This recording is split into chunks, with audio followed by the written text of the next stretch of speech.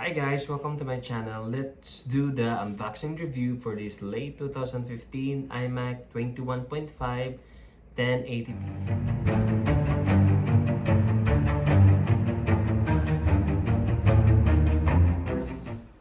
The first iMac I returned to the seller. There's a software issue. They have got replacement for this. They changed to the more updated one. That one's 2012. This is 2015. We'll see. So do the unboxing for this one. And what is this? They put before it's nothing. Now they give us I don't know what is this. This is Mac Ali,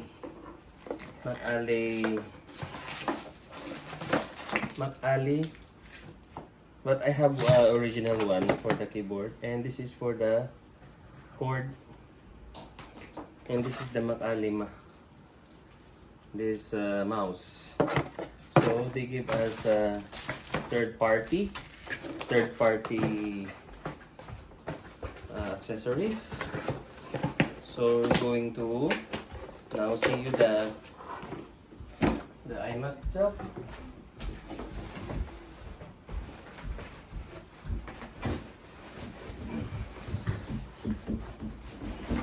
This is the iMac, guys. This is the iMac now. I'm gonna put it here. So we'll see. So this is the iMac look like. See? So this is the one I'm telling that I have. This I think this is 2007 keyboard with the battery built in. So I'm gonna remove this one. So it's good packaging, it's very secured. So we're gonna remove this here.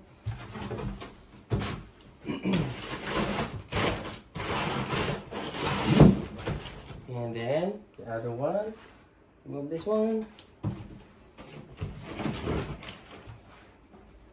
Oh guys, it's a little bit dirty, so we need to clean first before we proceed to the next. So guys, before we on this one, we need to clean this one. I'm using these disinfectant wipes. So always remember guys, when you buy refurbished iMac, you need to clean first, because we don't know who used this, right? So I'm gonna put this one. See, I have dry. It's very dirty, guys. Look. Oh, what is this? Too many dust. And there's a little bit scratch here.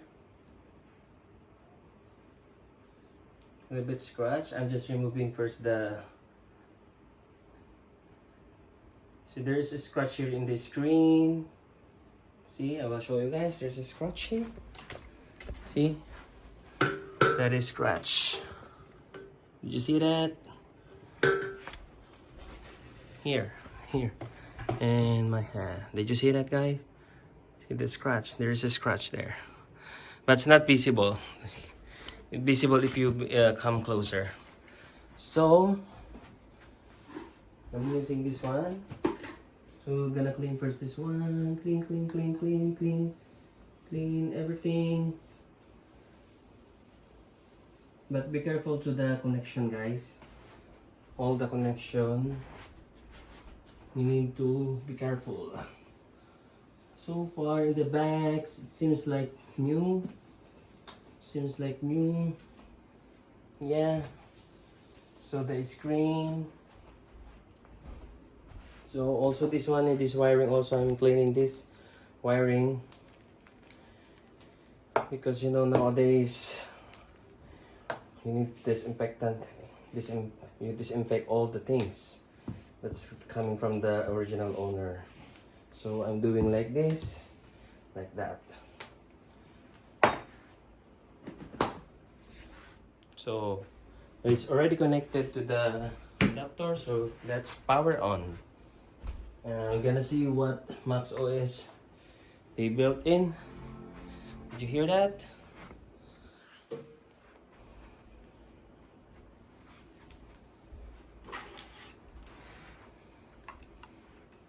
So we're gonna use this one for the third-party mouse for the meantime.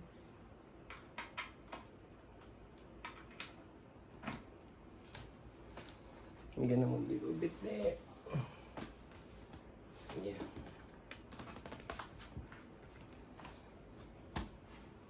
See? The logo, it's very slow to boot up. Before, the first one, I got it late 2012. It's HDD. I purchased that one, supposed to be SSD, but they give me HDD. So, already returned now because there's a software problem. Now, we'll see if this one SDD. We'll see United States. Click United States. ABC. Extended. US, yes. And Wi-Fi, guys. So we connect the Wi-Fi. Don't transfer information now. Enable location later. Don't use. Sign in Apple ID. What the heck, Mac Os Monterey? They're so lazy to.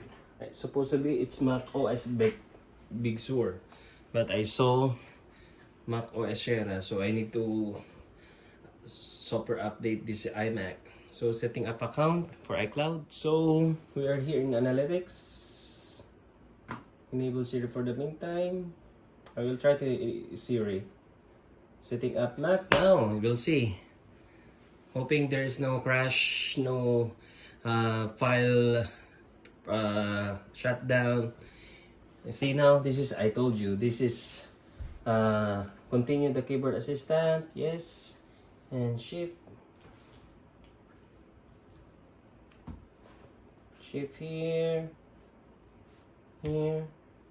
identifying keyboard, guys. I don't know, this is my first time how to connect this in 2015. So for the meantime, we're using this third-party keyboard. So we're gonna look about this iMac Mac OS Monterey. I told you this is late 2015. See, late 2015, 2.8 gigahertz i5, 8 gigabytes, Intel Iris Pro graphics 6200, 1536 MB, and the display is full HD, and storage is 251, yes, SSD. So identifying keyboards, we will go to the system preferences. As far as I know, keyboard, yes, and set up Bluetooth keyboard, yes, and pair, connecting. So 93938 return. Oh, connected. There's Nate's keyboard. So I'm gonna remove this third-party keyboard because it's already connected. So we're gonna try this keyboard, guys. So connected already. We're gonna see the keyboard, how responsive it is. So we're going to Safari. Or type, guys. We'll start. See the keyboard, guys? Did you see that? So we'll try, guys, the keyboard is how it's responsive, like YouTube.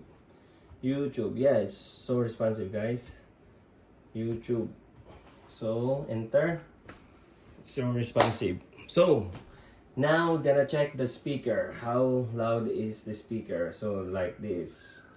You're gonna see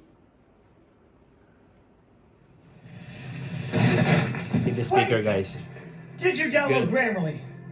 The speaker, it's good. Everyone's using it. Very, if you want to very edit loud. paper, then don't press submit. Yeah. Grammarly helps you clean up your messy, confusing sentences to get your point across clearly. See how much more clear and confident? The browser, guys, is good for Mac OS Monterey, but we'll see which the software now it's latest here. So we're going to Mac and we're gonna see the super updates. I'm gonna see the updates. I'm gonna see the updates available. So there's nothing checking for the updates. I'm sure that there is a Mac OS support here for Monterey. So software updates available for your computer. Software updates. Oh, na-download and restart again. So, gonna download this one. So, for update for iTunes device. So, guys, now we're gonna connect, update with the install Mac OS Monterey, Mac OS Monterey. So, we're gonna click continue.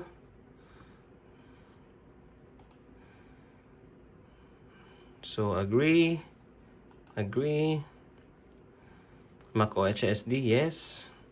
So it said 2 hours and 16 minutes. Oh my god! What is this? So later, guys, I will update you once the OS was downloaded. So guys, oh my god, almost 1 hour, or I think, yeah, 1 hour to update this Mac OS Monterey.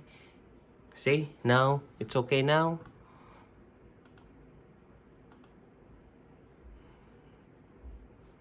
I'm gonna click the share crash. Screen time, setup later.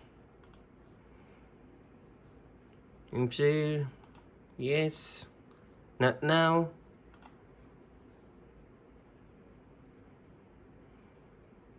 So use this auto. Yeah. And then click this. This is exactly, guys, the Mac OS Monterey. So when you click this one about this Mac, so it's already Monterey now. And system report, super update. So update Safari. Yes, close up till. So guys, thank you for watching, guys. This is the latest Mac OS software for this late 2015 iMac 1.5. Thank you for watching.